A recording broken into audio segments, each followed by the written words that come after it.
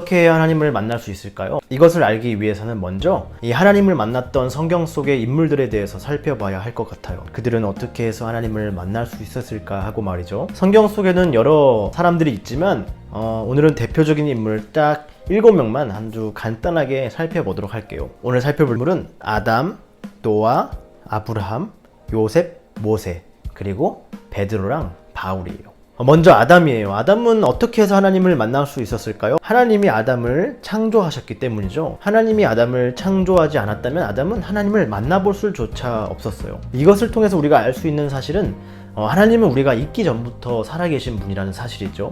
하나님이 우리를 창조하지 않으셨다면 우리는 결코 하나님을 만날 수 없었어요. 두 번째 노아예요. 사람의 죄악이 세상에 가득했어요. 하나님은 이런 세상을 홍수로 깨끗하게 심판하시고 다시 사람들을 살게 하시려고 계획하셨죠. 그러기 위해서는 한 사람에게 은혜를 베푸셔야만 했는데 그가 바로 이 노아라는 사람이었어요. 그럼 여러분, 노아가 무엇을 잘했기 때문에 하나님을 이렇게 만날 수 있었을까요? 사실은 아니에요. 창세기 6장에 보면 그저 하나님께서 노아에게 먼저 찾아가셨다고 말할 뿐이에요. 하나님께서 노아에게 먼저 찾아가서 만나 주셨어요. 세 번째는 아브라함인데요.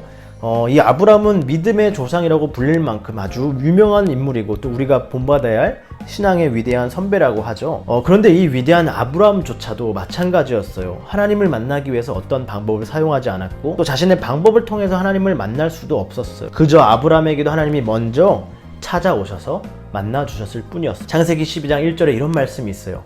여호와께서 아브라함에게 이르시되 너는 내 고향과 친척과 아버지의 집을 떠나 내가 내게 보여줄 땅으로 가라. 이날은 하나님께서 아브라함을 만나 주신 날이었어요.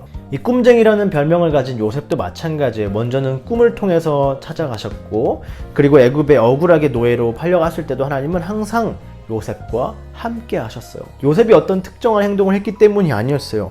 요셉이 특별히 다른 사람들보다 더 잘났고 잘했기 때문도 아니었어요. 그저 처음부터 하나님은 요셉과 항상 함께하고 계셨을 뿐이었어요. 이스라엘 백성들을 애굽에서 구출한 지도자 모세도 마찬가지예요. 원래는 이스라엘 사람이었지만 하나님의 은혜로 바로 왕 공주의 눈에 들어서 애굽의 왕자로 자랐죠. 그런데 어른이 되고 어느 날 보니까 자기 동족을 막 괴롭히는 거예요. 그래서 그 애굽 사람을 보고 화가 난 나머지 그만 죽이게 돼요. 그때부터 모세의 인생은 한마디로 너무나도 꼬이게 돼요.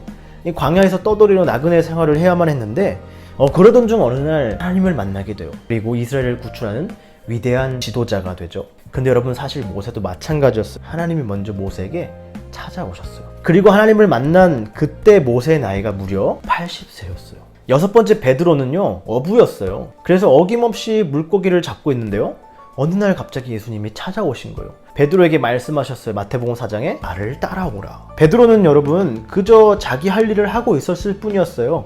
어부라는 직업에 맞게 열심히 그냥 물고기를 잡고 있었을 뿐이었어요. 그런데 예수님이 그에게 먼저 찾아오신 거예요. 마지막 7번째 바울이에요. 사실 바울은 이 예수 믿는 사람들을 아주 핍박하는 데 앞장섰던 사람이었고 교회를 너무나도 싫어했던 사람이었어요. 그래서 예수 믿는 사람만 보면 정말 잔혹하고 아주 잔인한 방법으로 괴롭혔단 말이에요. 그런데 어느 날 다메섹 도상이라는 길에서 이 엄청난 사건이 일어나게 돼요.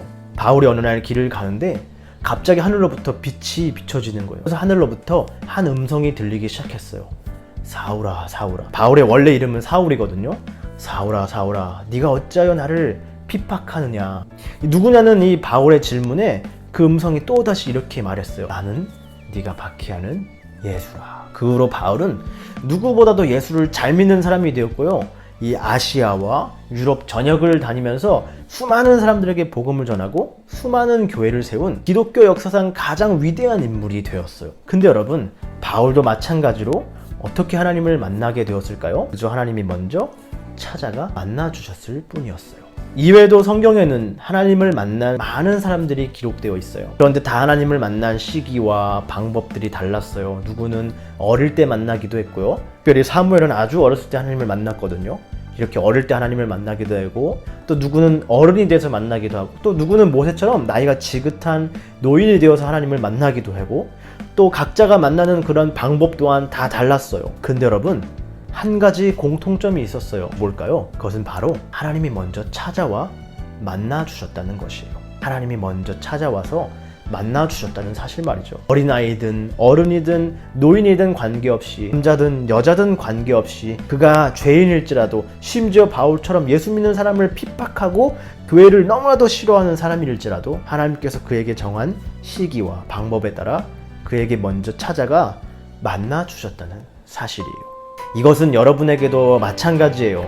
분명 여러분은 모두 다 하나님의 자녀이고 택함받은 백성이라는 사실에 믿어 의심치 않아요. 그렇기 때문에 아직 하나님을 만나보지 못했다고 해서 걱정할 필요도 없고 의심할 필요도 없어요. 왜냐하면 오늘 살펴본 것처럼 모두가 하나님을 만나는 시기와 방법은 다르지만 한 가지 분명한 사실은 하나님께서 먼저 찾아와 만나 주실 것이라는 사실이에요. 하나님께서 여러분 한 사람에게 정하신 시기와 방법에 따라 분명히 먼저 찾아와 우리를 만나 주실 것이라는 사실 말이에요.